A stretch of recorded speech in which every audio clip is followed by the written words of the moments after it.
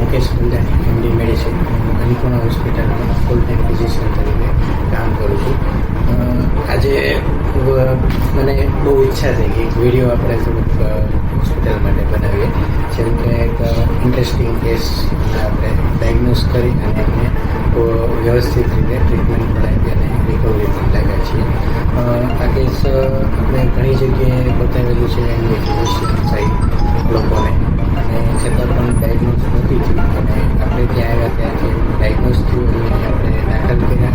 સારવાર પણ વ્યવસ્થિત રીતે આપી છે, જે રેર કેસ કહેવાય છે. દાખલા તરીકે આ કેસનું મલ્ટિપલ કનેક્ટિવ ટિશ્યુ ડિસઓર્ડર, જે લાખોમાં હજારો એકને જોવા મળે છે આવી કન્ડિશન. અને પેશન્ટ પણ આજે ખુશ છે અને મારી સાથે જ છે, તો એમની જોડે થોડી વિનય લઈ કેમ છે હવે તમને તબિયત? પહેલાં કઈ કઈ જગ્યાએ